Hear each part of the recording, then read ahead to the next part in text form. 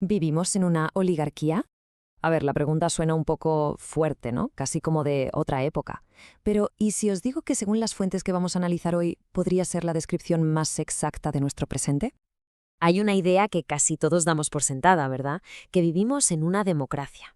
Pero, ¿y si no fuera tan simple? Hoy vamos a hacer justo eso. Vamos a poner a prueba esa idea tan fundamental.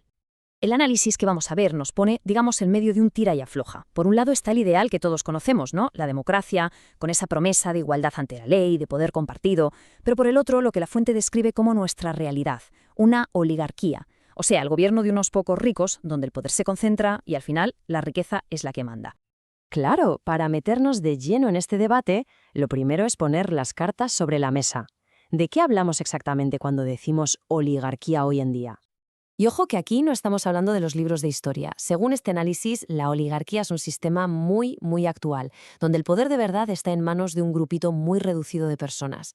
La fuente lo describe como una especie de estación intermedia, el lugar al que va a parar el capitalismo cuando se aleja de la democracia y empieza a acercarse peligrosamente a la dictadura. Y que nadie se piense que esto es un debate de ahora, ¿eh? Para nada. Fijaos, hace más de 2000 años el historiador Heródoto ya recogía estas palabras de un defensor de la oligarquía. El pueblo no tiene ni inteligencia ni razón. Escojamos a los hombres más virtuosos y pongámosles el poder. Ya veis, la desconfianza en que el pueblo pueda gobernarse viene de muy lejos.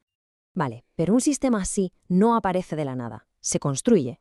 Así que la pregunta del millón es, ¿cómo es posible que un grupo tan pequeño consiga mantener el control? Bueno, pues el análisis señala una serie de mecanismos que son bastante concretos. Para que nos hagamos una idea de quién es esa élite, la fuente nos da un dato de Francia en 2007. A ver, para que te consideraran hiperrico, tenías que ganar 57.000 euros al mes. Este es el grupo que, según se argumenta, está en el mismísimo centro de la oligarquía. Pero no es solo una cuestión de dinero, ¿eh? La fuente también se fija mucho en la mentalidad. Hay una frase famosísima y muy polémica del publicista Jacques Seguela que lo resume todo. Si a los 50 no tienes un Rolex, has fracasado en la vida. El análisis usa esta cita para mostrar esa supuesta desconexión total, ese desprecio de esta élite hacia el resto de la gente. Luego está un mecanismo clave que seguro que suena a muchos: las famosas puertas giratorias.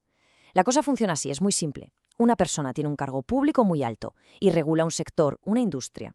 Después deja la política y, qué casualidad, esa misma industria le ficha como directivo con un sueldo de escándalo. ¿El resultado, según el análisis? Pues que la línea que separa el interés público del privado simplemente se borra. Pero claro, el control no es solo económico, también es mental. Edward Bernays, que fue uno de los padres de la propaganda moderna, lo dijo sin pelos en la lengua. El juicio del público es una mezcla de impresiones grabadas por influencias exteriores que controlan sus pensamientos. O sea, no es algo que pase por casualidad, es una estrategia deliberada para crear opinión, para fabricar consenso. Y uno se pregunta, ¿cuál es una de esas influencias exteriores? Pues según el análisis, solo hay que ver quiénes son los dueños de los medios de comunicación.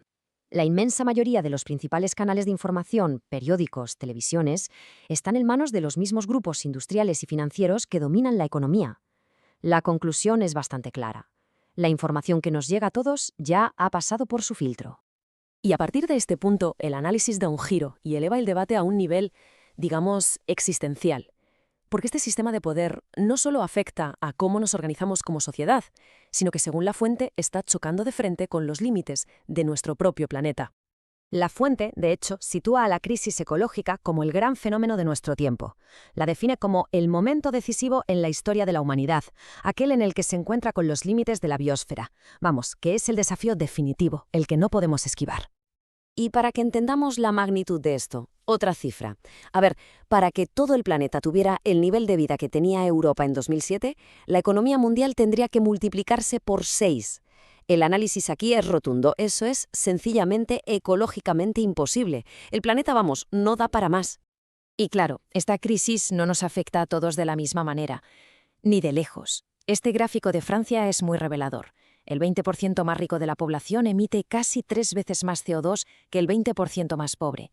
La relación entre riqueza y huella ecológica es directísima y, la verdad, brutalmente desproporcionada. Así que la conclusión a la que se llega es, según la fuente inevitable y muy directa, las naciones occidentales tienen que reducir su consumo, tanto de materiales como de energía, para dejar espacio a que otros pueblos del planeta puedan simplemente mejorar sus condiciones de vida.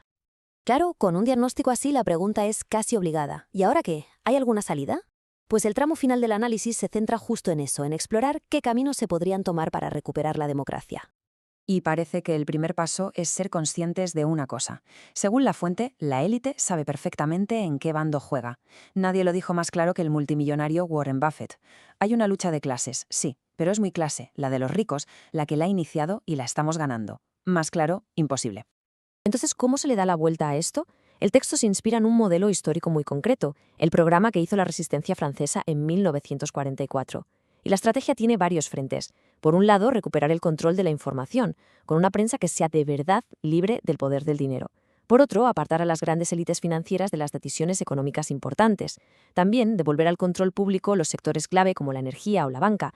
Y, por supuesto, construir un estado del bienestar fuerte con una seguridad social para todos. Pero de todas estas medidas, el análisis destaca una como la pieza clave, la palanca que lo mueve todo. La idea central es esta.